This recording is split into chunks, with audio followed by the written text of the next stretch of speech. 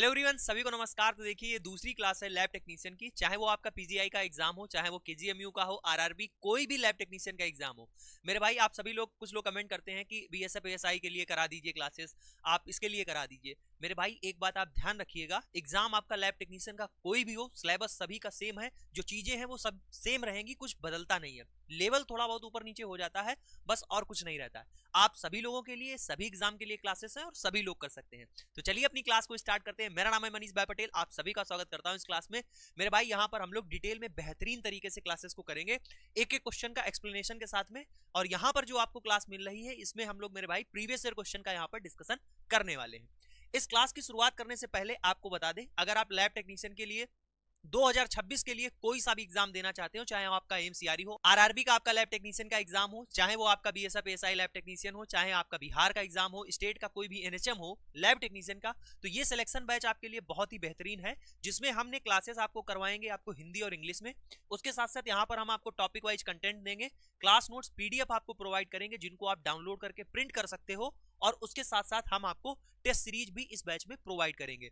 ये बैच में खास बात ये है कि इसमें टेक्निकल पोर्शन और नॉन टेक्निकल पोर्शन दोनों आपको मिलेंगे, कि जैसे जो एमसीआरई है या आरआरबी का एग्जाम है या फिर बीएसएफ एएसआई लैब टेक्नीशियन है, उसमें आप देखोगे कि 70 क्वेश्चन आपके किसके पूछे जाते हैं, टेक्निकल पोर्शन यानी लैब टेक्नीशियन वाले, और 30 क्वेश्चन आपके मैथ, रीजनिंग, जीएस, कंप्यूटर, इनसे पूछे जाते हैं। तो यहां पर हम लोग नॉन टेक्निकल पोर्शन भी कवर करेंगे। ये बैच आपको मिल जाएगा, डाउनलोड करना है प्ले स्टोर से एजुकेशन मसाला ऐप, वहां से आप मेरे भाई इस बैच को ज्वाइन कर सकते हैं। इस बैच की जो वैलिडिटी है वो 1 साल की रहेगी, जिस दिन से आप बैच ज्वाइन करेंगे उस दिन से। जैसे आप कल बैच ज्वाइन करते हैं तो कल से नेक्स्ट ईयर तक इस बैच की वैलिडिटी रहेगी। अगर आपको कोई दिक्कत आती है तो इस नंबर पर कॉल या मैसेज कर सकते हैं। बहुत ही कम प्राइस में बेहतरीन कंटेंट आपको यहाँ पर इस बैच में मिलेगा। तो पहला क्वेश्चन बहुत ही बेहतरीन शानदार क्वेश्चन, क्या लिखा हुआ है पढ़िएगा। लिखा है, which of the following is the chromosomal disorder, इनमें से कौन सा क्रोमोसोमल डिसऑर्डर है दैट अकर, जो होता है ड्यू टू ट्राइसोमी 18, यानी जो क्रोमोसोम 18 होता है उसमें ट्राइसोमी हो जाए,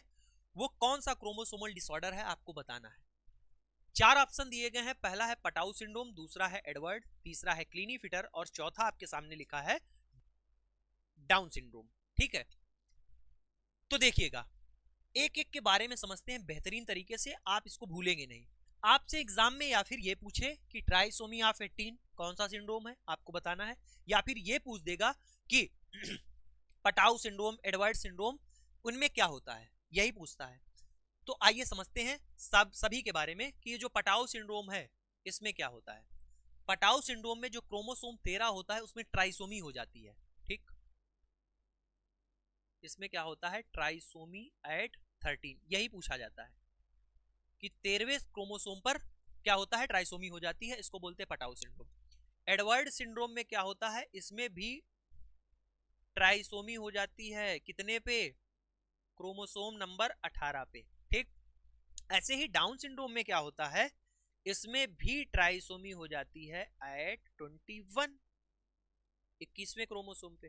ठीक, 3 चीज आप समझ गए, पटाउ 13 पे, एडवर्ड 18 पे, डाउन सिंड्रोम 21 पे, और तीनों में क्या होती है, ट्राइसोमी होती है। याद रखने के लिए ये याद रख सकते हैं, पटाउ 13, पटाऊ 13, इसको सब इसमें एक्सपर्ट हो। ठीक, ये याद हो जाएगा। एडवर्ड देखो 18, 18 क्या है, 18। ठीक, 18, और 18 से याद रख सकते हो आप एडवर्ड। ठीक, इस तरीके से 18 से याद रख सकते हो एडवर्ड। ठीक, लिखने की जरूरत नहीं है, आप इसको समझदार हैं, याद रखेंगे। डाउन, डाउन कितने पर होता है, 21 पर। ठीक, डाउन कितने पे होता है, 21 पर, ट्राइसोमी हो जाती है 21 पर। अब देखिए, अब बचा है क्लीनीफिटर सिंड्रोम। क्लीनीफिटर सिंड्रोम में क्या होता है, देखो, ह्यूमन में जो क्रोमोसोम होते हैं संख्या कितनी होती है, 46 होती है, यानी 23 जोड़ी पाए जाते हैं, जिसमें से जो 22 जोड़ी होते हैं, यानी कहें 44 और एक्स वाई, यानी जो 22 जोड़ी होते हैं वो ऑटोसोमल होते हैं, और जो एक जोड़ी होते हैं वो सेक्स क्रोमोसोम होते हैं, वही डिसाइड करते हैं ये मेल होगा या फीमेल होगा। एक्स वाई क्या होता है, ये मेल होता है, और एक्स एक्स है तो क्या होगा, वो फीमेल होगी। ठीक है, ये जनरली आपको देखने को मिलेगा मेल में। लेकिन क्या होता है, क्लीनीफिटर सिंड्रोम में क्या हो जाता है, क्लीनीफिटर सिंड्रोम में ये हो जाता है, जो इसमें क्या होता है, मेल में आपको ये डबल एक्स हो जाएगा। ठीक, डबल एक्स हो जाएगा, एक्स वाई की जगह पे क्या हो जाता है, डबल एक्स हो जाता है। तो ऐसे मेल में आप देखोगे क्या होगा, ऐसे मेल में फीमेल के लक्षण आने लगेंगे, यानी ब्रेस्ट डेवलपमेंट होने लगेगा। और अगर मेल में ब्रेस्ट का डेवलपमेंट हो रहा है तो ऐसी कंडीशन को बोलते हैं गायनिकोमस्टिया। क्या बोलते हैं, गायनिकोमस्टिया बोला जाता है। ठीक, समझ में आया कि नहीं आया बताइए। ठीक है, इतनी बात हो गई यहां से। क्लिनीफिटर, पटाउ, डाउन और आपका एडवर्ड हो गया। एक और बचता है, एक है टर्नर सिंड्रोम, आखिरी है लास्ट, टर्नर सिंड्रोम। इसको क्यों छोड़े, टर्नर सिंड्रोम में क्या होता है, इसको याद रखना, इसमें क्या होता है, मोनोसोमी हो जाती है। Monosomy, monosomy at 23। ठीक, मोनोसोमी एट 23, ये किसका है, टर्नर सिंड्रोम। पूछा जाए आपसे टर्नर सिंड्रोम में क्या होता है, आप बता देंगे मोनोसोमी हो जाती है एट 23 क्रोमोसोम पर, या फिर अगर आपसे कहें कि मोनोसोमी जो 23 पर हो जाती है, सिंड्रोम बताइए, आप बताएंगे टर्नर सिंड्रोम होता है। सिंड्रोम से आपके सारे क्वेश्चन निकल चुके हैं, इसके अलावा आपसे बहुत ही मुश्किल है, कुछ भी रेयर है पूछा जाए। ठीक, इस तरीके से आपको हर एक क्वेश्चन को मेरे भाई करना है, सारा कुछ डिटेल में, आपकी थ्योरी तैयार हो जाए और अभी आपके पास दिन है बेहतरीन, आप अपनी लाजवाब तैयारी कर सकते हैं, बाद में आपको अफसोस नहीं करना पड़ेगा अगर आप अभी से लग जाते हैं। ठीक है, चलिएगा नेक्स्ट क्वेश्चन की ओर। क्वेश्चन है अगला, inclusion body with owl I appearance, inclusion body with owl I appearance seen in which viral infection, कौन से वायरल इंफेक्शन में इंक्लूजन बॉडी आउल के जैसी, आंख जैसी दिखती है, आपको बताना है। पहला ऑप्शन है आपके सामने रेबीज वायरस, दूसरा है HSV, ठीक है, तीसरा है CMV वायरस और चौथा है हाइड्रोसिफेलस। ये आपका PGI का पूछा हुआ क्वेश्चन है एग्जाम का, आपको बताना है। तो देखो ध्यान से सुनो क्या लिखा हुआ है। ये जो CMV वायरस होता है, देखो ये जो CMV वायरस होता है, CMV वायरस, इसको कहते हैं साइटोमेगाली वायरस, साइटो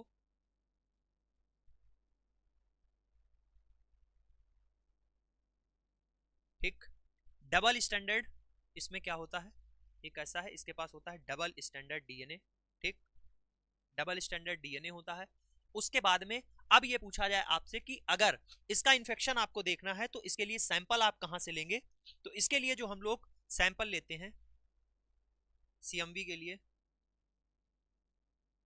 एक तो हम लोग ले सकते हैं थ्रोट सेविंग, ठीक, थ्रोट सेव या फिर यूरिन। ठीक, थ्रोट सेव और दूसरा क्या हो सकता है, यूरिन, यहां से सैंपल लेते हैं। ठीक, ये बात किसकी हो गई, ये हो गई सैंपल के लिए। सारी बात सुनेंगे एक ही क्वेश्चन में, जितने भी आपके जो है इससे क्वेश्चन बन सकते हो या इससे रिलेटेड जो भी थ्योरी हो आपके यहाँ पर करा देंगे मेरे भाई। ठीक, यहां से मैंने आपको बताया कि सैंपल कहां से ले सकते हैं, थ्रोट सेव और यूरिन से ले सकते हैं। अब देखो ये आपने सैंपल लिया यूरिन, यूरिन में ये CMV क्या करता है, ये है यूरिन, CMV वायरस प्रोड्यूस करता है peri nuclear cytoplasmic inclusion, peri nuclear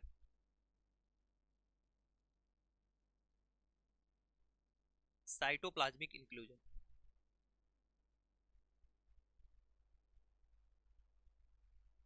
यही आपको कैसी दिखती हैं, यही पेरी न्यूक्लियर साइटोप्लाज्मिक इंक्लूजन आपको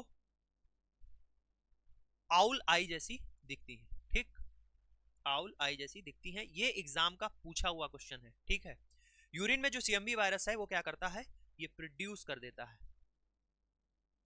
ठीक, यहां से सी वाला ऑप्शन राइट हो जाएगा, CMV वायरस।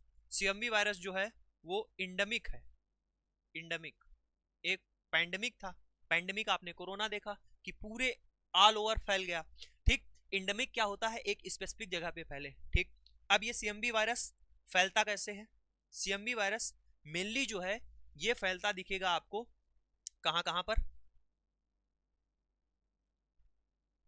एक तो आपको मिल जाएगा intra uterine infection, intra uterine infection से,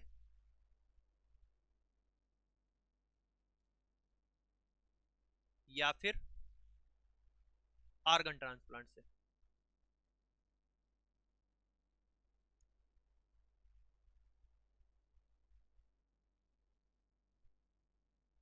ये मोस्ट कॉमन, ठीक है, इस तरीके से ये फैलता है। तो इसकी बात हो गई, ये हो गई बात मेरी सीएमवी वायरस की। ठीक, आगे चलते हैं हम लोग। अरे एक बात इसमें छूट गई, अगर आपसे पूछा जाए कि most ideal cell line culture for CMV virus क्या होगा, ह्यूमन फाइब्रोब्लास्ट आप बताएंगे। यहां पर लिख लेते हैं most ideal cell line, most important है कल्चर फॉर किसके लिए, सीएमवी के लिए। ठीक,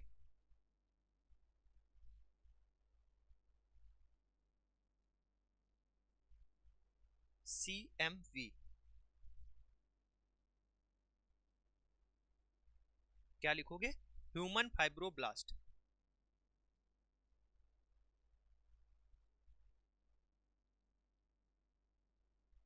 क्योंकि ये सारी चीजें बेसिक हैं, आ चुकी हैं। ठीक, हो सकता है अगली बार ये पूछ दिया जाए सैंपल के बारे में, तो इसको जो है बॉक्स में करते हैं कैद। ठीक, और लगाते हैं इस पे स्टार। ठीक, most ideal cell line culture for CMV human fibroblast. ठीक, आगे चलिए। क्वेश्चन है आपसे, what cause cobweb appearance in CSF. पूछा गया है आपसे सीएसएफ पे मकड़ी के जाला जैसा दिखने का कारण क्या है, आपको बताना है। चार ऑप्शन दिए गए हैं, चार कंडीशन यहां पर दी गई हैं कि कॉब वेब अपीयरेंस सीएसएफ में कब दिखता है। पहला है हाइड्रोनेफ्रोसिस में, दूसरा है टीबी मेनिंजाइटिस में, तीसरा है एसाइड्स में, और चौथा है हाइड्रोसिफेलस में। ठीक, तो कुछ क्वेश्चन ऐसे होते हैं जिनको आप थोड़ा सा दिमाग लगाओगे तो निकल आएगा। सीएसएफ के बारे में पूछा है, मतलब कॉब वेब अपीयरेंस किसमें है, सीएसएफ, सेरिब्रो स्पाइनल फ्लूइड। पहले तो इसका फुल फॉर्म जान लो, क्या है, सेरिब्रो स्पाइनल फ्लूइड। कहां पाया जाता है, बहुत ज्यादा इस क्वेश्चन को आप लोग गलत कर देते हैं कि ये पाया कहां कहां जाता है। मेरे भाई ये दोनों जगह पाया जाता है, ब्रेन में भी और स्पाइनल कार्ड में भी। ठीक, ठीक है, ये बात हो गई। इसके बाद आओ, इसके बाद में पूछा है कॉब वेब अपीयरेंस, तो ये कहां पर आपको देखने को मिलता है, ये आपको मिलता है टीबी मेनिंजाइटिस में आपको देखने को मिलता है। क्यों ऐसा देखने को मिलता है, क्योंकि जब मेनिंजीज में क्या होता है, आइटिस जिस भी वर्ड के लास्ट में लग जाए उसका मतलब होता है स्वेलिंग, और मेनिंजीज यानी जो हमारी ब्रेन की कवरिंग होती है, तीन कवरिंग होती है, ड्यूरा मैटर, अरेक्नॉइड मैटर और पाया मैटर। जो सबसे बाहर होती है वो ड्यूरा मैटर होती है, बीच की होती है अरेक्नॉइड, और सबसे जो अंदर होती है वो होती है पाया मैटर। ठीक, इनमें क्या हो जाए, स्वेलिंग आ जाए। ठीक है, तो अगर टीबी मेनिंजाइटिस है, जब आप सीएसएफ चेक करेंगे तो उसमें आपको क्या मिलेगा, उसमें आपको मिलेगा कि प्रोटीन लेवल क्या होगा, हाई होगा। ठीक है, क्या होगा, प्रोटीन लेवल हाई मिलेगा और शुगर का लेवल डाउन मिलेगा। ठीक, और शुगर का लेवल क्या रहेगा, जो ग्लूकोज है वो डाउन मिलेगा सीएसएफ में। ठीक, ये बात हो गई। अब इससे ये बात आपको पता चल गई, अगर प्रोटीन का लेवल हाई है और ग्लूकोज आपका डाउन है तो क्या होगा। जब तो सीएसएफ को जब हम लंबे समय के लिए ट्यूब में रखते हैं तो इसमें प्रोटीन ज्यादा है, यानी इसका मतलब क्या है, हाई फाइब्रिन कंटेंट है। ठीक, हाई फाइब्रिन कंटेंट है, और जब ये हाई फाइब्रिन कंटेंट है और लंबे समय तक आप रख रहे हैं ट्यूब में, तब उसमें क्या है, ये कॉब वेब अपीयरेंस आपको दिखता है। ठीक, कॉब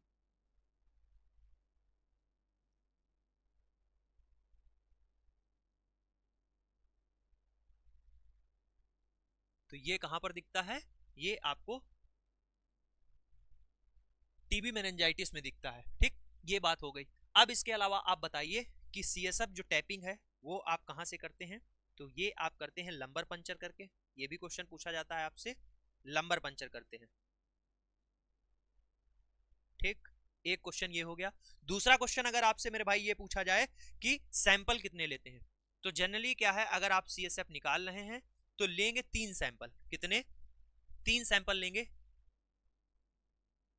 3 जगह आप सैंपल भेजेंगे।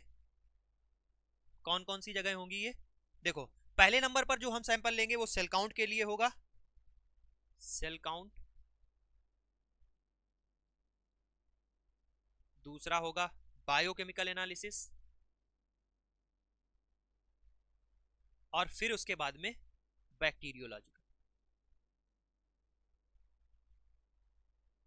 Bacteriological examination. ठीक, तो ये 3 जगह सैंपल हम लोग क्या करेंगे, ट्रांसफर करेंगे। अब देखो सीएसएफ अगर आप ट्रांसपोर्ट कर रहे हैं तो क्या करेंगे आप उसको जो है, सीएसएफ का अगर सैंपल आया है उसको आपको तुरंत लगाना है। अगर आप रख रहे हैं उसको तो 37 डिग्री सेंटीग्रेड पर, 37 डिग्री सेंटीग्रेड पर आप रखेंगे। उसके अलावा अगर जो है सीएसएफ आया है और बैक्टीरियोलॉजिकल एग्जामिनेशन के लिए आया है तो तब क्या करना है उसको, तब मेरे भाई उसको कभी भी आप रिफ्रिजरेट नहीं कर सकते। ठीक, नेवर रिफ्रिजरेट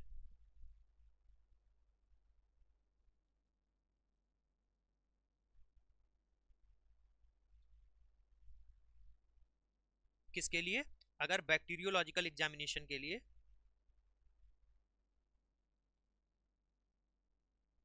सीएसएफ आया है तो उसको कभी भी रिफ्रिजरेट नहीं करते हैं। क्यों रिफ्रिजरेट नहीं करते हैं, क्योंकि अगर मान लीजिए इसमें हीमोफिलस इन्फ्लुएंजाई हुआ, और हीमोफिलस इन्फ्लुएंजाई क्या होता है, वो ठंड के प्रति उसके जो है वो बहुत ही डेलिकेट बैक्टीरिया है, और जब आप उसको रिफ्रिजरेट कर देंगे तो वो मर भी सकता है। और हमें क्या टेस्ट लगाना है, हमें तो बैक्टीरिया देखना था, और हम उसको मार दे रहे हैं रिफ्रिजरेट करके, तो टेस्ट हो जाएगा गड़बड़। तो इसीलिए इसको नेवर रिफ्रिजरेट ड्यू टू,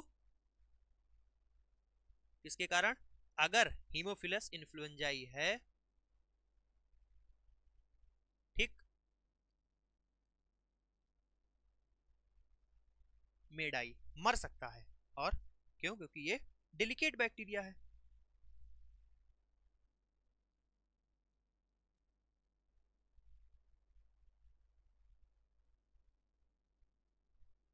ठीक है, तो ये बात हो गई, सारी बात आप समझ गए होंगे, एक एक मैंने आपको बात बता दी। अगर आपको चीजें समझ में आ रही हैं, कंटेंट पसंद आ रहा है, मजा आ रही है, चीजें आपकी बेहतरीन तैयार हो रही हैं, तो लाइक शेयर कमेंट कर सकते हो मेरे भाई। और दूसरी बात मैं ये आपसे कहना चाहूंगा कि अगर जब तक ये क्लास आप नहीं कर रहे हो, जैसे मैं इसकी पीडीएफ क्लास के बाद में अपलोड कर देता हूँ टेलीग्राम पर, ठीक, आपको मिल जाती है। अगर आपने ये क्लास नहीं की है और उसके बाद आप डायरेक्टली इसको पढ़ने की कोशिश कर रहे हो, तो मेरे भाई आप खुद बताओ, जैसे मुझको ये नहीं आता है कि bacterial examination never refrigerate due to the haemophilus influenzae may die delicate bacteria. अगर मैंने आपको ये मेरी बात आपने सुनी नहीं होगी एक्सप्लेन करते टाइम, जब ये मैंने लिखा है, आप कैसे समझ पाएंगे किसके लिए मैंने लिखा है। यहाँ पर तो सीएसएफ मैं लिखना ही भूल गया। ठीक, तो ये आपके लिए मोस्ट इंपॉर्टेंट है कि पहले आप क्लास करें, जब आप क्लास कर चुके होंगे देन उसको एक पीडीएफ आप रिवाइज करेंगे, तब ये आपके लिए हेल्पफुल है, वरना ये कूड़ा है आपके लिए। तो ये भी आप ध्यान रखिएगा, क्लास करने के बाद इस पीडीएफ को मैंने आपको ऑलरेडी फ्री ऑफ कॉस्ट डाल रखा है, हर एक क्लास की पीडीएफ आपको टेलीग्राम पर मिल जाती है, कहीं भी नहीं मिलती होगी, हमारे यहाँ मिलती है। ठीक, ये बात हो गई। आगे चलिए, क्वेश्चन है which of the following immunoglobins can cross the placenta. कौन सी इम्यूनोग्लोबिन प्लेसेंटा को क्रॉस कर जाती है, मोस्ट वांटेड क्वेश्चन है, हर एग्जाम में आपको ये मिल जाता है, ये आप ही के एग्जाम में नहीं, आपके जीएनएम हो गया, आपका जो है जितने भी आपके पैरामेडिकल के एग्जाम है उन सभी में ये क्वेश्चन भरा भरा मिल जाता है, इवन आपका नीट एग्जाम में तक मिल जाता है। क्या है कि कौन सी इम्यूनोग्लोबिन है जो प्लेसेंटा को क्रॉस कर जाती है, आपको बतानी है। बहुत सारे बच्चों के सबको रट चुका है कि कौन सी इम्यूनोग्लोबिन जो प्लेसेंटा को क्रॉस कर जाती है, वो इम्यूनोग्लोबिन है आपकी आईजीजी। कौन सी है, आईजीजी है। ठीक, सभी को ये याद हो चुका होगा, लेकिन आइए समझते हैं कुछ इम्यूनोग्लोबिन के बारे में, कितने टाइप की होती हैं, क्या है, यहां पर समझते हैं। इम्यूनोग्लोबिन है जो हमारी, वो होती है 5 प्रकार की, 5 टाइप की। ठीक, याद रखने का तरीका मैंने आपको बताया था गेम डी, क्या बताया था, गेम डी बताया था, गेम बजा देंगे। गेम डी से ये याद रखने का है तरीका जो बताया था, आईजीजी, आईजीए, आईजीएम, आईजीई और आईजीडी 5 प्रकार की होती हैं। ये जो हमारी इम्यूनोग्लोबिन होती हैं, ठीक, इनमें क्या होती हैं, 2 चेन होती हैं। इनमें क्या होता है, 2 चेन होती हैं, और 2 चेन में एक तो होती है हैवी चेन, और दूसरी क्या होती है, दूसरी होती है लाइट चेन। ठीक, लाइट चेन सभी में। ठीक, 2 हैवी चेन होती हैं और 2 लाइट चेन होती हैं सभी में। जो लाइट चेन होती है, या तो लाइट चेन जो होगी या तो कापा होगी या और लेमडा होगी, सभी में। किसकी बात कर रहे हैं, लाइट चेन में जो चेन है कापा या लेमडा, सभी में जो ये पांचों हैं सभी में होगी, लेकिन हैवी चेन बदलती रहती है। हैवी चेन किसमें कौन सी है, आइए समझते हैं। देखो यहां पर हम लोग इम्यूनोग्लोबिन लिख लेंगे। चलो देखो इधर लिख रहे हैं इम्यूनोग्लोबिन आपकी IgG, ठीक। फिर क्या लिख रहे हैं IgA, फिर लिख रहे हैं IgM, फिर लिख रहे हैं IgD और फिर लिख रहे हैं IgE। 4। मैंने क्या बताया, 2 चेन होती है, एक होती है लाइट चेन और एक होती है हैवी चेन। लाइट चेन में मैंने आपको यह बताया है कि जो लाइट चेन होगी वो सब में कापा या फिर लेमडा होगी, ठीक।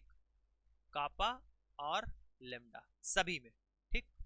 ये जितनी भी है इम्यूनोग्लोबिन सभी में कापा या फिर लेमडा होगी, हैवी में बदलती रहती हैं। अब देखो जी में क्या है, जी में होता है गामा, ठीक। जी में कौन सी है, गामा। जी से याद रखना, जी से गामा याद हो गया। ए से क्या होती है, ए होती है अल्फा, ठीक। ए से अल्फा, ठीक, हिंदी में लिखोगे ए अल्फा, ठीक। एम में क्या आता है, म्यू, ठीक, ये क्या होती है, म्यू होती है। और डी क्या होता है, डी होती है डेल्टा और ई होती है एप्सिलॉन। याद रखोगे एकदम उनके नाम से ही है, चाहे आप देखो इनका नाम भी लिख लो। जैसे ये क्या है, आप गामा लिखोगे आपको ये याद हो जाएगी गामा, ठीक। ये क्या है, ये है अल्फा, ये क्या है म्यू, ठीक, म्यू। ये क्या है डेल्टा, डी से डेल्टा और ई से क्या, ई से क्या है एप्सिलॉन या एप्सिलॉन, ठीक। याद हो गया, मैंने इतनी बार रिपीट कर दिया होगा तब भी आपको याद हो गया। जी ए म्यू, ठीक, डी और ई, याद हो गया। अब इसमें यह पूछा जाता है, मोस्ट इंपॉर्टेंट एक यहां से क्वेश्चन बनता है कि मोनोमर कौन सा है, पेंटामर कौन सा है। यह भी क्वेश्चन पूछा गया कि कौन सी इम्यूनोग्लोबिन आपकी पेंटामर होती है, आपको बताना है। तो आपकी जो IgM होती है, कौन IgM होती है, ये होती है पेंटामर। IgA जो होती है वो होती है मोनोमर। एक और क्वेश्चन आपसे पूछा जाता है कि जो IgG है वो होती है मोस्ट अबंडेंट इम्यूनोग्लोबुलिन। अब बताओ, इतने सारे क्वेश्चन एक ही क्वेश्चन से मैंने आपको करवा दिए, ठीक। भाई उधर मत जाइए,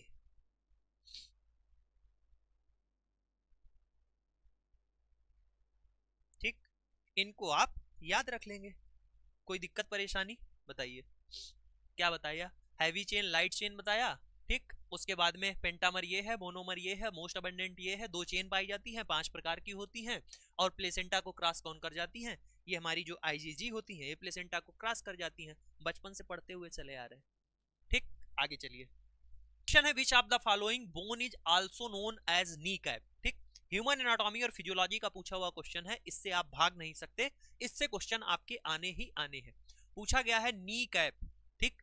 किस बोन को एक और नाम से जानते हैं, नी कैप क्या है। क्वेश्चन आपके सामने ऑप्शन दिए गए हैं, पहला है सैक्रम, दूसरा है फिबुला, तीसरा है पटेला और चौथा है फीमर। कल की क्लास में मैंने बताया था कि ब्रेस्ट बोन किसका दूसरा नाम है, आपसे पूछा था। कमेंट बॉक्स में कमेंट करके बताइएगा कि कल की क्लास जो मैंने आपको कराई है बेहतरीन और शानदार कराई, ठीक। बहुत सारे लोगों का कमेंट भी आया लेकिन वो रिस्पांस नहीं आ रहा है जो रिस्पांस आना चाहिए। मैंने आपकी ये सीरीज स्टार्ट की है, अभी आपके पास में 40 दिन है एग्जाम के, चाहे वो KGMU का हो चाहे वो PGI का हो, ठीक। अब क्या होगा, जैसे ही 10 दिन बचेंगे तब आप पढ़ना शुरू करेंगे। तो वही गलती है, जब हम डेली आपके लिए यहाँ पर अब 40 दिन 30 दिन पहले से 40 दिन पहले से आपके लिए अगर हम लेकर आ रहे हैं क्लास, तो रिस्पॉन्स दिखाइए, ठीक। हमको भी मोटिवेशन मिले और आपको भी मोटिवेशन रहे, ठीक। तो कल की क्लास में मैंने बताया था कि ब्रेस्ट बोन किसको कहते हैं। आज की क्लास में ये समझिए कि नी कैप दूसरा किसका नाम है, ठीक। सैक्रम मैंने कल बताया था कि आपकी जो वर्टिब्रल कॉलम होती है उसमें सैक्रम होता है और सबसे लास्ट में क्या होता है, कोकिक्स होता है।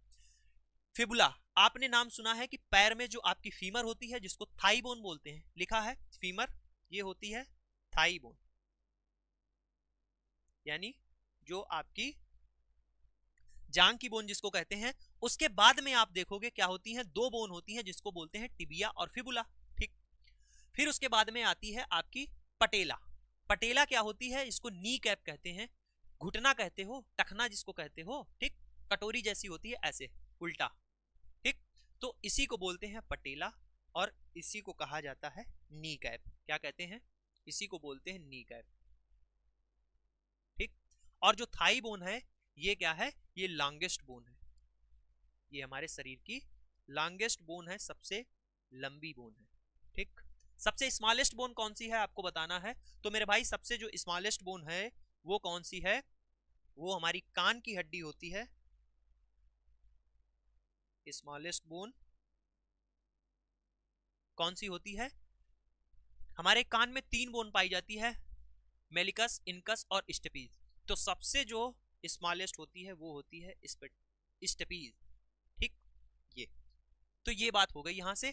तो नी कैप किसको कहते हैं, सी ऑप्शन राइट हो जाएगा, पटेला को बोलते हैं। आगे चलिए, क्वेश्चन है which of the following fibrin stabilising factor, जो हमारा कोगुलेशन का प्रोसेस होता है, ब्लड क्लॉट होता है, जो उस प्रोसेस में जो क्लॉटिंग फैक्टर यूज होते हैं, किस क्लॉटिंग फैक्टर को हम लोग फाइब्रिन स्टेबलाइजिंग फैक्टर बोलते हैं। ठीक, किसको बोलते हैं, ऑप्शन में आओ। पहला लिखा है क्लॉटिंग फैक्टर 10 लिखा हुआ है, रोमन अंक में लिखते हैं। ये क्लॉटिंग फैक्टर 10 क्या होता है, इसको कहते हैं स्टाउट पावर फैक्टर।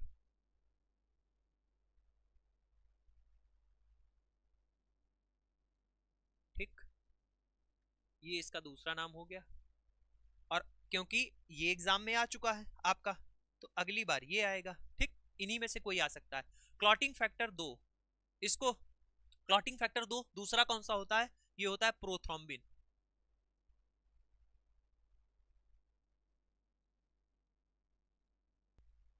फिर है क्लॉटिंग फैक्टर 13, तो ये क्लॉटिंग फैक्टर 13 यही है। क्लॉटिंग फैक्टर 13 जो होता है वो फाइब्रिन स्टेबलाइजिंग फैक्टर होता है, सी ऑप्शन इसका राइट हो जाएगा। और बचा हुआ आपके पास में कौन सा है, क्लॉटिंग फैक्टर आपका 12, इसको कहते हैं हेगमैन फैक्टर। हेगमैन फैक्टर इसको बोलते हैं। ठीक, तो ये बात हो गई क्लॉटिंग फैक्टर से। क्वेश्चन है आपका what is the normal range of स्नोफिल। कई बार एग्जाम में पूछा गया है कि स्नोफिल की नॉर्मल रेंज आप बताइएगा इन द डिफरेंशियल काउंट। ठीक, डिफरेंशियल काउंट ऑफ एडल्ट। अब देखो ये स्नोफिल है क्या, मैंने आपको जो है ब्लड वाला जब चैप्टर आपको पढ़ाया है, ये स्टार्ट ही की है जब हमने क्लास आपकी हेमेटोलॉजी की, उसमें जब हमने ब्लड पढ़ाया है पहली क्लास में, वहां पर बहुत ही डिटेल में बेहतरीन शानदार आपको चीजें समझाई है। ठीक, क्या मैंने बताया था, मैंने बताया था यहां पर बताते हैं कि जो हमारी WBC होती है उनको ठीक व्हाइट ब्लड सेल बोलते हैं, व्हाइट ब्लड कॉर्पसेल्स बोलते हैं। इनमें क्या होती है, ये 5 प्रकार की होती हैं, 5 प्रकार की होती है, स्नोफिल, बेसोफिल, न्यूट्रोफिल, मोनोसाइट और लिम्फोसाइट। 5 प्रकार की होती हैं, इनको 2 ने डिवाइड करते हैं, इनके बिहाफ पर 2 पार्ट में इनको डिवाइड करते हैं on the behalf of cytoplasm में। अगर उनके ग्रेन्यूल है तो उनको क्या कहेंगे, उनको बोलेंगे ग्रेनुलोसाइट, और उनके अगर साइटोप्लाज्म में ग्रेन्यूल नहीं है तो बोलेंगे ए ग्रेनुलोसाइट। ठीक,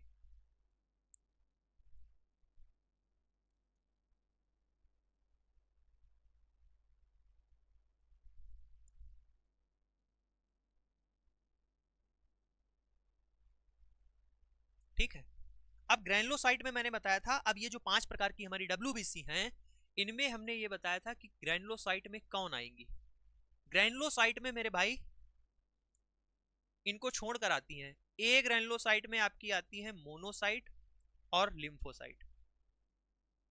ठीक, मोनोसाइट और लिम्फोसाइट आती हैं, मैंने MLA से याद रखने को बताया था। मोनोसाइट, लिम्फोसाइट ए ग्रेनुलोसाइट में आती हैं, और बचती हैं आपकी स्नोफिल, बेसोफिल एंड न्यूट्रोफिल। ठीक,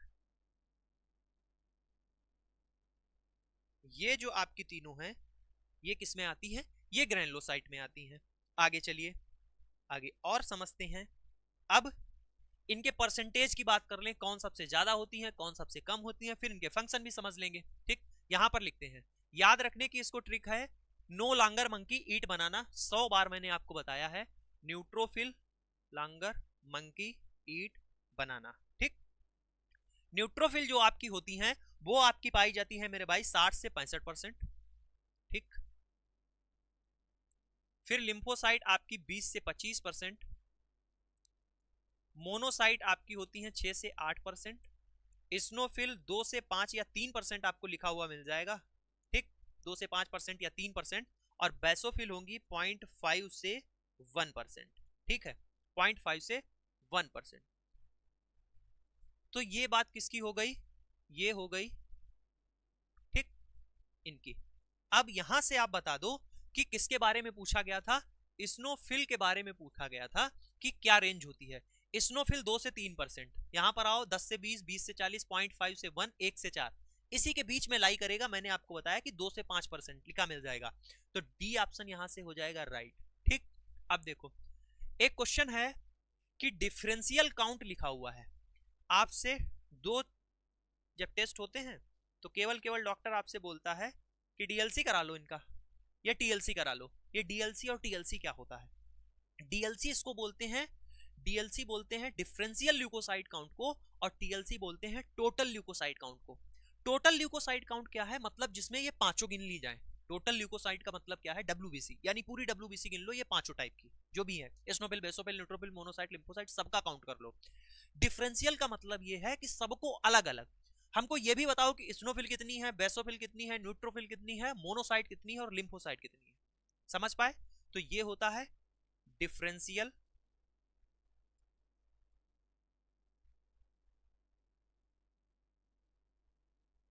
डिफरेंशियल ल्यूकोसाइट काउंट। ठीक है, COUNT। ठीक, और TLC का होता है full form total leucocyte count.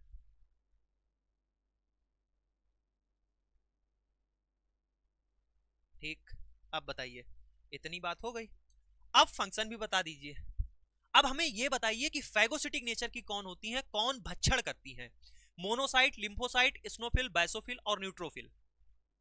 तो जो हमारी न्यूट्रोफिल होती हैं, कौन, न्यूट्रोफिल और मोनोसाइट, न्यूट्रोफिल और मोनोसाइट, ये दोनों कैसी होती हैं, ये दोनों फैगोसिटिक नेचर की होती हैं, यानी भक्षण करने वाली होती हैं, फैगोसिटिक नेचर की होती हैं। ठीक है, लिम्फोसाइट, लिम्फोसाइट हमारी रिस्पॉन्स करती हैं इम्यूनिटी में। ठीक, अब बचती है हमारी स्नोफिल। स्नोफिल आप जानते हैं, बताने की जरूरत नहीं है। स्नोफिल आपकी किसमें, एलर्जी में रिस्पॉन्स करेंगी। बैसोफिल आपकी किसमें रिस्पॉन्स करेंगी, इन्फ्लेमेशन में रिस्पॉन्स करेंगी। ठीक, ये बात इनके फंक्शन की भी हो गई। अब तो कुछ बचता नहीं है इसमें, आई होप एक चीज और बचती है, न्यूक्लियस की बात करें। देखो न्यूक्लियस न्यूक्लियस न्यूक्लियस पूछा जाता है, क्या पूछा जाता है आपसे, पूछा यह जाएगा आपसे कि जो स्नोफिल है ये आपको कैसे दिखेंगी, इनमें न्यूक्लियस कैसा होता है। ठीक, तो इनमें जो न्यूक्लियस होता है वो होता है बाइलोब्ड। कैसा, बाइलोब्ड न्यूक्लियस होता है। बैसोफिल में कैसा होता है, एस शेप होता है। कैसा, एस शेप होता है। और न्यूट्रोफिल में न्यूक्लियस होता है, ये होता है मल्टीलोब्ड। ठीक है, मल्टीलोब्ड होता है न्यूक्लियस। मोनोसाइट में किडनी शेप होता है, और लिम्फोसाइट में राउंड होता है। ठीक, कैसा होता है, राउंड होता है।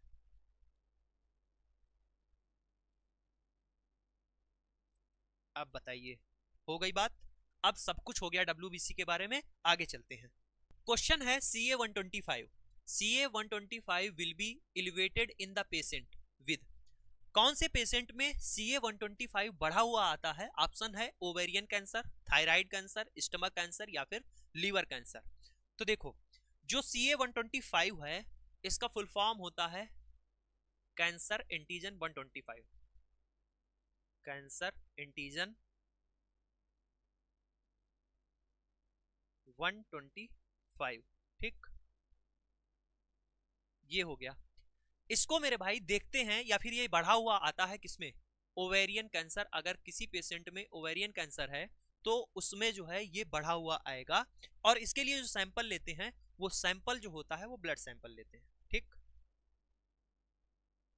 ब्लड सैंपल लेते हैं इसमें। ठीक है, और जरूरी नहीं है कि अगर किसी का मतलब थोड़ा अगर बढ़ा हुआ आ जाए, जैसे 35 की नॉर्मल वैल्यू क्या होती है, 35 यूनिट पर माइक्रोलीटर होती है, अगर इससे बढ़ा हुआ थोड़ा भी आ जाए तो इसका मतलब ये नहीं है कि सीए जो है कैंसर हो गया। इसका मतलब ये नहीं है कि, तो उसमें कई सारे और भी रीजन हो सकते हैं, ठीक है।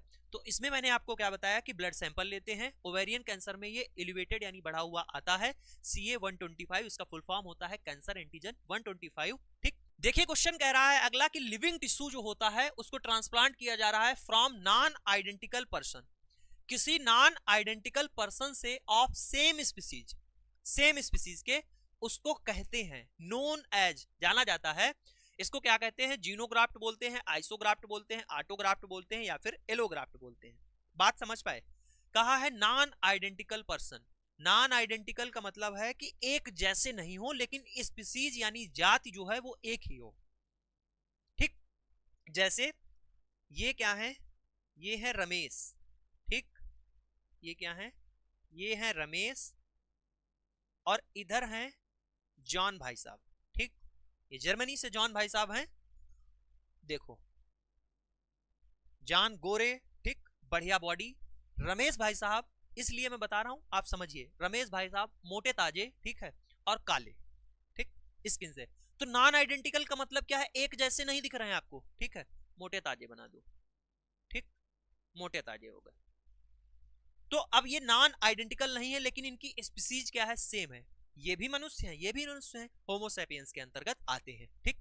तो ऐसे अगर ट्रांसप्लांट कोई भी टिश्यू का हो रहा होगा वो आता है किसके अंतर्गत, एलोग्राफ्ट उसको बोलते हैं, एलोग्राफ्ट बोलते हैं नॉन आइडेंटिकल पर्सन से सेम स्पीसीज में, नॉन आइडेंटिकल पर्सन से सेम स्पीसीज में अगर टिश्यू का ट्रांसप्लांट हो रहा हो तो इसको बोलते हैं एलोग्राफ्ट, ठीक है। ऐसे ही याद रख पाओगे तभी ये याद रहेगा और पूछा जाता है आपसे, ठीक। अगला लिखा है ऑटोग्राफ्ट, ऑटोग्राफ्ट का मतलब ये है कि सेम इंडिविजुअल में एक जगह से दूसरी जगह, क्या मतलब है कि डिफरेंट साइट पर इंडिविजुअल सेम है, जैसे क्या हुआ, बर्न हो गया, जल गए हम, ठीक। तो यहां की स्किन जैसे किसी की है, ये स्किन जल गई, ठीक, और उसने क्या किया, उसने ट्रांसप्लांट कराया कि अच्छा नहीं लग रहा देखने में, तो कहीं और से स्किन निकालकर यहां पर उसकी ट्रांसप्लांट कर दी जाती है, तो इसको क्या कहते हैं, ऐसे ट्रांसप्लांट को बोलते हैं ऑटोग्राफ्ट, ठीक है, सेम इंडिविजुअल में।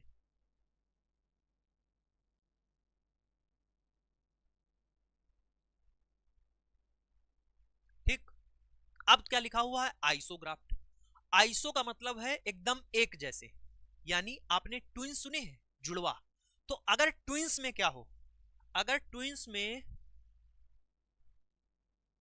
में टिश्यू का ट्रांसप्लांट हो रहा हो, ये दोनों एक जैसे, ये इन ट्विंस में अगर, ठीक, ट्रांसप्लांट हो रहा हो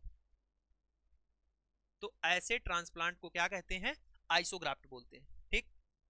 फिर एक लिखा है जीनोग्राफ्ट, जीनोग्राफ्ट क्या होता है, इसमें क्या होता है, एक इंडिविजुअल यानी एक स्पीसीज से दूसरी स्पीसीज में, ठीक, कैसे, जैसे क्या है, सुअर, ठीक, पिग है, उसका हार्ट का जो वाल्व है उसका ह्यूमन में अगर ट्रांसप्लांट हो जाता है तो ऐसे ट्रांसप्लांट को जीनोग्राफ्ट बोलते हैं, ठीक, क्या कहते हैं, जीनोग्राफ्ट बोलते हैं। पिग हार्ट वाल्व ट्रांसप्लांट हो जाए ह्यूमन में, देखो एग्जाम्पल से जब याद रखोगे तभी आपको याद रहेंगी, चार परिभाषाएं हैं और अच्छी खासी तरीके से पूछी जाती हैं और फंस जाते हो, इस तरीके से याद रखना, मजा आ जाएगी, ठीक। यहां पर क्या बताया था, ऑटोग्राफ्ट में सेम इंडिविजुअल में जैसे स्किन ट्रांसप्लांट हो रहा हो, ठीक, स्किन एक जगह से दूसरी जगह डिफरेंट लोकेशन पर सेम इंडिविजुअल में, ठीक, स्किन का हो गई बात, डी ऑप्शन राइट हो गया। एलोग्राफ्ट किसको बोलते हैं, non identical person same species का हो उसको बोलते हैं एलोग्राफ्ट। क्वेश्चन है the instrument used to cut tissue into the thin section, आपको बताना है कि कौन सा इन चार में से कौन सा इंस्ट्रूमेंट है जो टिश्यू को पतले पतले सेक्शन में काटता है। बेसिक सा क्वेश्चन है, सभी को आता होगा। ए ऑप्शन दिया है माइक्रोटोम, दूसरा है ऑस्मोमीटर, तीसरा है यूरिनोमीटर और चौथा है मैनोमीटर। इसका ए ऑप्शन राइट हो जाएगा। जो हमारी माइक्रोटोम होती है उससे हम लोग क्या करते हैं, टिश्यू के पतले पतले सेक्शन काटते हैं, ठीक। ऑस्मोमीटर से क्या करते हैं, ऑस्मोमीटर से ऑस्मोलरिटी, ठीक, या ऑस्मोटिक कंसंट्रेशन निकालते हैं। यूरिनोमीटर से क्या होता है, मोस्ट इंपॉर्टेंट क्वेश्चन है, 2 एग्जाम में क्वेश्चन आते हैं। एक पूछा जाता है यूरिनोमीटर। यूरिनोमीटर में बहुत सारे बच्चे कंफ्यूज हो जाते हैं और लगा के आ जाते हैं कि प्रोटीन एस्टिमेशन होता है, यही गलती हो जाती है। एक होता है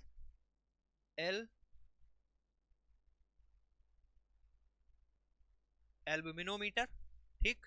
इसमें क्या होता है, एल्बुमिन प्रोटीन होती है, तो यहां इससे प्रोटीन एस्टिमेशन होता है, प्रोटीन पता करते हैं, ठीक, एल्बुमिनोमीटर से। और यूरिनोमीटर में क्या होता है, यूरिनोमीटर में हम लोग मेरे भाई स्पेसिफिक ग्रेविटी ये बताता है, किसकी, यूरिन की क्या बताता है, स्पेसिफिक ग्रेविटी बताता है, ठीक। फिर लिखा हुआ है मैनोमीटर।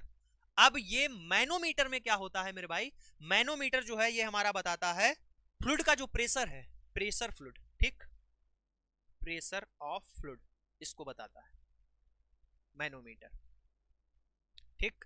आगे चलिए देखिएगा, स्पेसिफिक ग्रेविटी यूरिन की कितनी होती है, स्पेसिफिक ग्रेविटी यूरिन की होती है 1.003 से लेकर 1.030, ठीक। तो यहां से थिन सेक्शन में कट करते हैं, ऑस्मोलरिटी हमने बता दिया, यूरिनोमीटर स्पेसिफिक ग्रेविटी इतनी होती है, एल्बिनोमीटर से हम लोग प्रोटीन नापते हैं। नेक्स्ट क्वेश्चन की ओर आइए।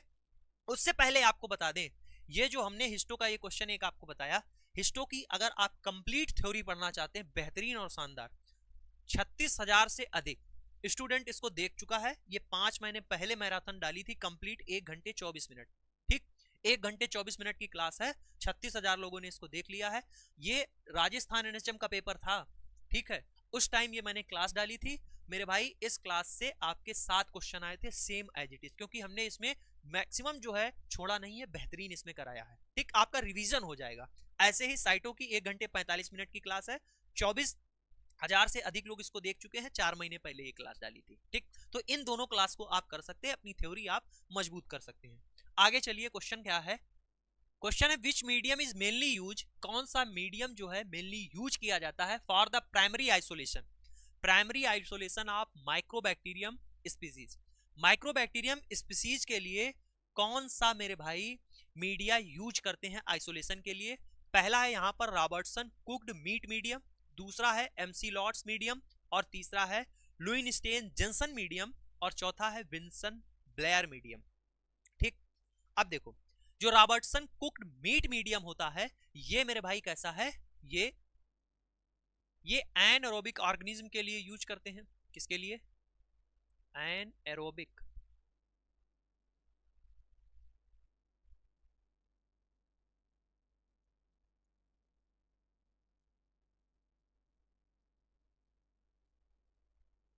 इसके लिए एनएरोबिक ऑर्गेनिज्म के लिए यूज करते हैं। और रॉबर्टसन कुक्ड मीट मीडियम जो है ये सेलेक्टिव मीडिया है, कैसा, सेलेक्टिव मीडिया है, ठीक। दूसरा है लुइनस्टेन जेंसन मीडियम, ये एल्जे मीडिया इसको कहते हैं, ठीक, शॉर्ट फॉर्म में क्या इसको बोलते हैं, एल्जे मीडिया बोलते हैं। और ये आपका ये सॉलिड मीडिया है, कैसा, सॉलिड मीडियम है, सॉलिड मीडिया है आपका, ठीक।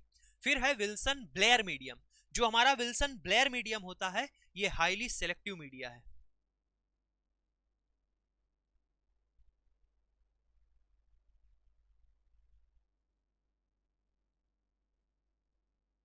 हाईली सेलेक्टिव मीडिया है। और विल्सन ब्लेयर का जो प्रयोग है वो हम एस टाइप ही में करते हैं, और इसमें जेट ब्लैक कलर की कॉलोनी प्रोड्यूस होती है, ये याद रखना, ये क्वेश्चन आपसे पूछा गया है, कॉलोनी, ठीक, जेट ब्लैक कलर की कॉलोनी प्रोड्यूस होती है इसमें, ठीक। तो यहां पर क्वेश्चन क्या था, प्राइमरी आइसोलेशन माइक्रोबैक्टीरियम स्पीसीज के लिए हम लोग कौन सा करते हैं, हम लोग एल्जे मीडियम का प्रयोग करते हैं, एक प्रकार का सॉलिड मीडिया है, या फिर इसको कह सकते हैं कि कन्वेंशनल सॉलिड मीडिया है, ठीक है। आगे चलिए, क्वेश्चन है shoulder joint and hip joint are example of, जो हमारे शोल्डर जॉइंट होते हैं और जो हमारा हिप जॉइंट होते हैं वो किसके एग्जाम्पल हैं, ठीक है, शोल्डर एंड हिप जॉइंट। थोड़ा सा ज्वाइंट के बारे में समझ लेते हैं, ज्वाइंट कितने प्रकार के हैं, हो सकता है आज आपसे पूछ दिया जाए। तो देखो, ज्वाइंट आपके मेनली 3 प्रकार के होते हैं, कितने, 3 प्रकार के होते हैं। एक तो ऐसे ज्वाइंट होते हैं जिनमें मूवमेंट हो, जैसे ये हम लोग क्या है, ये मूवमेंट कर पा रहे हैं, ये मूवमेंट हो, तो ऐसे ज्वाइंट होते हैं जिनमें मूवमेंट हो, तो ऐसे ज्वाइंट को बोलते हैं साइनोवियल ज्वाइंट।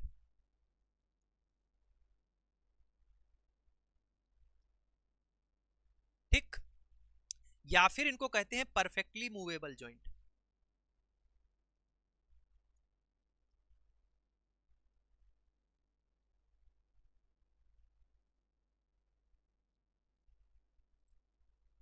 फिर आते हैं दूसरे नंबर पे, दूसरे नंबर पे होते हैं इम्परफेक्टली मूवेबल ज्वाइंट।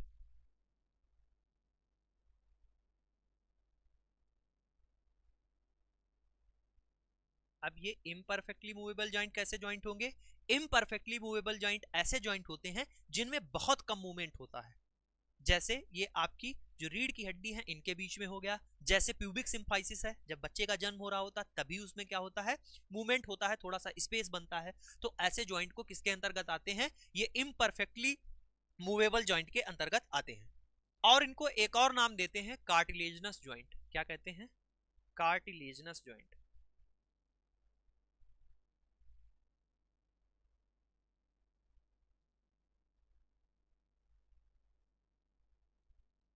तीसरे मैंने आपसे क्या बताया, तीसरे ऐसे ज्वाइंट होंगे जिनमें मूवमेंट ही नहीं होता, जैसे हमारा ये स्कल है, इसमें भी तो हड्डियां हैं और इनके बीच में कोई भी मूवमेंट नहीं होता है, तो ये एक ऐसे ज्वाइंट होते हैं, इनको बोलते हैं फाइब्रस ज्वाइंट।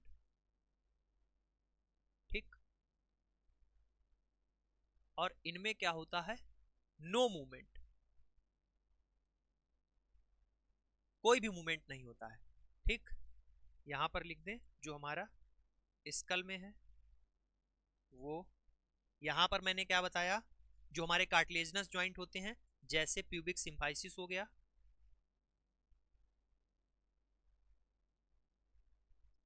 और आपके वर्टिब्री हो गई।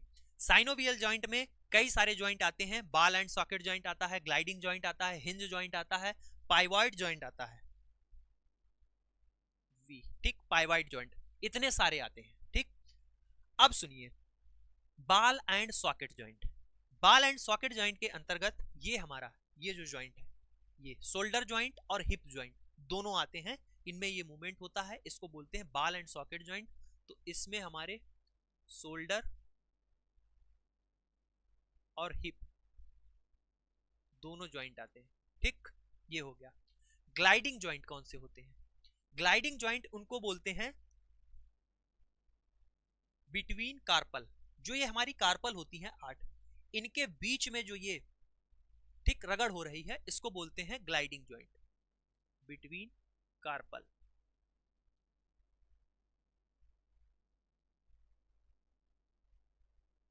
ठीक, फिर आते हैं हिंज जॉइंट। अब ये हिंज जॉइंट कहां पर होते हैं? इनको हिंदी में बोलते हैं कब्जा जॉइंट।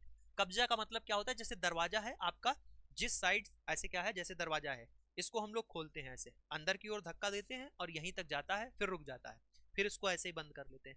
ऐसे ही हमारा हाथ है, जो ये जॉइंट है, ये एल्बो जॉइंट इतना ही ज्यादा है, इसके बाद लगा होता का नहीं जाएगा, टूट जाएगा, तो ये एक ऐसा जॉइंट है, इसको बोलते हैं कब्जा जॉइंट या हिंज जॉइंट इसको बोलते हैं। और ऐसा ये जॉइंट एक और कहां होता है, जो आपका नी जॉइंट होता है, जो ये आपकी पटेला होती है। ठीक, तो हिंज जॉइंट में आपका क्या है, एल्बो जॉइंट और नी जॉइंट इसमें आते हैं। ठीक, ये दो इसके एग्जांपल।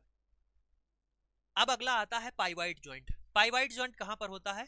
ये जो हमारी सर्विक्स में वर्टिब्री है C1 और C2, ये जो हम गर्दन अपना मूवमेंट ऐसे और ऐसे कर पा रहे हैं, ये इन्हीं की देन है पाइवॉइड जॉइंट में। ठीक, पाइवॉइड जॉइंट में किसके किसके बीच होता है मूवमेंट? एटलस एंड एक्सिस के बीच में, ये होती है C1 और ये होती है C2। ठीक, इनके इनके बीच में। तो शोल्डर जॉइंट और हिप जॉइंट किसके अंतर्गत आते हैं? बाल एंड सॉकेट जॉइंट के अंतर्गत आते हैं। ए ऑप्शन इसका राइट हो गया, जॉइंट चैप्टर ही खत्म हो गया। ठीक, आगे चलिए। क्वेश्चन है हमारा, which occupational pneumoconiosis is caused by the inhalation of cane fibre dust. Question है आपसे पूछा गया है, इस क्वेश्चन को मेरे भाई मैंने आपको आपका जो रिस्पायरेशन वाला चैप्टर है वहां पर कराया है। पूछा गया है कौन सी ऑक्यूपेशनल निमोकोनोसिस, मतलब व्यवसायिक ऑक्यूपेशनल रिस्पिरेटरी डिजीज मैंने आपको पढ़ाई थी, ORD, तब ये बताया था, उसी को बोलते हैं न्यूमोकोनोसिस। न्यूमोन पल्मोन, इसका मतलब क्या था? लंग्स था, ठीक। तो काज्ड बाई इनहेलेशन, किसके इनहेलेशन से काज होती है? ऑफ केन फाइबर डस्ट, जो हमारा गन्ना होता है उसमें जो फाइबर होती है उसकी डस्ट से। जैसे मैंने आपको बताया था कि ऑक्यूपेशनल रेस्पिरेटरी डिजीज वो होती हैं जहां पर कोई व्यवसायिक तरीके से अपना काम कर रहा हो और वहां पर जो डस्ट पैदा हो रही हो वो डस्ट हमारे लंग्स के थ्रू, हमारे इसके एयर के थ्रू, एनवायरमेंट से जो हम सांस लेते हैं उसके थ्रू हमारे लंग्स में, एल्वोलाई में पहुंच जाए, ठीक। तब वहां पर मैंने आपको एग्जाम्पल बताए थे, मैंने आपको बताया था कि जैसे जहां पर पत्थर की घिसाई हो रही हो, पत्थर की कटाई हो रही हो, या फिर जैसे जहां पर कॉटन का काम होता हो, जहां पर जैसे अभी सर्दी आ गई रुई का काम होगा, इन सभी जगह पर अगर कोई लंबे समय तक काम कर रहा है तो उसको क्या है? ऑक्यूपेशनल रेस्पिरेटरी डिजीज के चांसेस हैं, हो सकते हैं। तो आइए इसी में देखो एग्जाम्पल क्या लिखे हुए हैं। लिखा है बेसिनोसिस, दूसरा है बैगोसिस, तीसरा है सिलिकोसिस और चौथा है एंथ्राकोसिस, ठीक। तो इसमें कौन सा एग्जाम्पल यहां पर है जो केन फाइबर डस्ट के इनहेलेशन से होता है? तो बिसिनोसिस जो मेरे भाई किससे होता है? अगर कोई व्यक्ति कॉटन इंडस्ट्री में काम कर रहा है, इंडस्ट्री का मतलब है कि यहां पर कॉटन से रिलेटेड काम हो रहा है, तो वो लंबे समय तक अगर काम कर रहा है और मास्क लगाकर नहीं रख रहा है तो ऐसे जो है व्यक्ति को बिसिनोसिस हो सकती है, कॉटन रिलेटेड है। बैगोसिस में क्या है? फाइबर डस्ट, ठीक। अगर फाइबर डस्ट जा रही है, जैसे कि आपने गन्ना देखा है, गन्ना की जहां पर पेराई होती है, जहां पर अरे छोड़ो, पेराई वाला तो छोड़ी दो, कई लोगों ने नहीं देखा होगा। जब आप गन्ने का जूस पीते हैं तो गन्ना वाला देखो कितनी बार उसको पेरता है, ठीक, कितनी बार मशीन के अंदर डालता है। और जब आप जाएंगे जहां फैक्ट्री में, यहाँ पर गन्ने से जूस निकाला जाता है, वहां पर देखोगे गन्ना का एकदम पाउडर बन जाता है, बुरादा बन जाता है। तो अगर वो फाइबर डस्ट किसी को हो रही है, कि मतलब कोई वहां पर है लंबे समय तक काम कर रहा है और उसके लंग्स में ये पहुंच जा रही है, ऐसी कंडीशन को बोलते हैं बैगोसिस, ठीक। सिलिकोसिस नाम से ही पता चल रहा है कि अगर सिलिका, जहां पर सिलिका पार्टिकल अगर चले जा रहे हो उसको सिलिकोसिस बोलेंगे। और एंथ्रोकोसिस इसको बोलते हैं जहां पर कोल डस्ट जा रही हो, अगर वो कोयला इंडस्ट्री में काम कर रहा हो तो इसको बोलते हैं कोल डस्ट, एंथ्राकोसिस, ठीक। तो यहां पर कौन सा हो जाएगा ऑप्शन? आपका बी ऑप्शन राइट हो जाएगा, बैगोसिस, ठीक, फाइबर डस्ट। आगे चलिए नेक्स्ट क्वेश्चन की ओर। क्वेश्चन है आपका which of the following test, कौन सा इनमें से कौन सा टेस्ट यूज किया जाता है as a marker? Marker use करते हैं as a for the thyroid cancer, thyroid cancer के लिए, ठीक। तो यहां पर देखिएगा कौन से टेस्ट के बारे में पूछा है। तो ए लिखा हुआ है डोपामिन, दूसरा है एपिनेफ्रिन, तीसरा है कॉर्टिसॉल और चौथा लिखा है थायरोग्लोबुलिन, ठीक।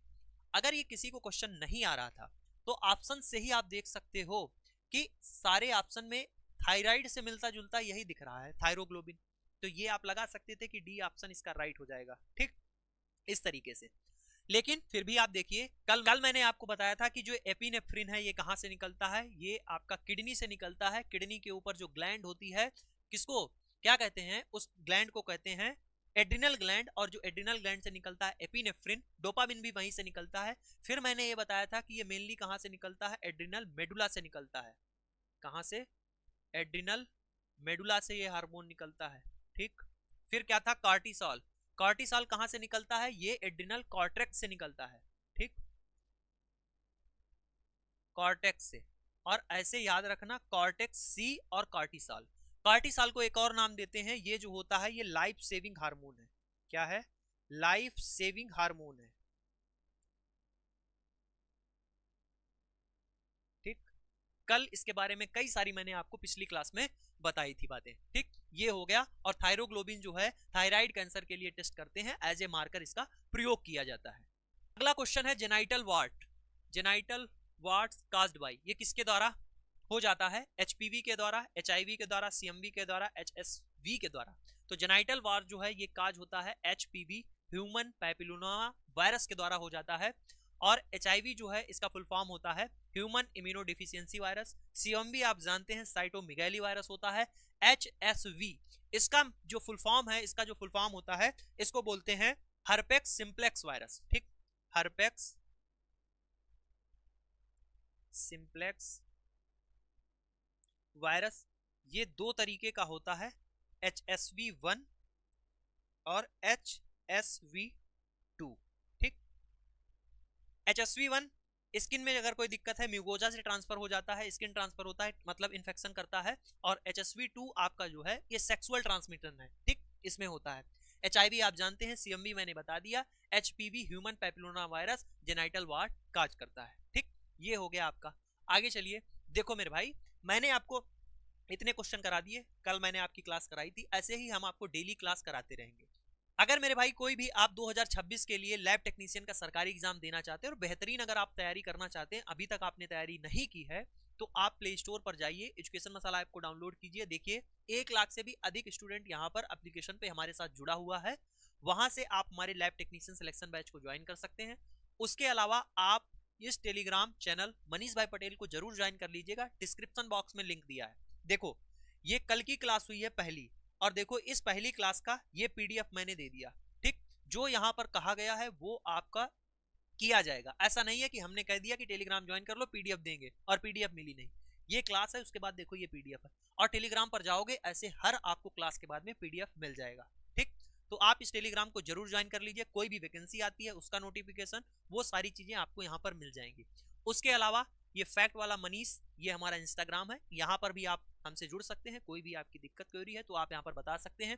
Vacancy related information, short information आपको यहाँ पर हम दे देते हैं, आप इसको फॉलो कर लीजिएगा, ठीक है। तो मैंने आपको बता दिया, अगर आपकी कोई भी क्वेरी है तो कमेंट बॉक्स में कमेंट कर दीजिएगा, कोई भी कंफ्यूजन है तो आप कमेंट कर सकते हैं, ठीक। और ऐसे ही बेहतरीन शानदार क्लासेस आपकी करवाते रहेंगे, आप भी हमारा मोटिवेशन बढ़ाइए, हम आपका बढ़ाएंगे और डेली क्लासेस कराएंगे इसी यूट्यूब चैनल मनीष भाई पटेल पर।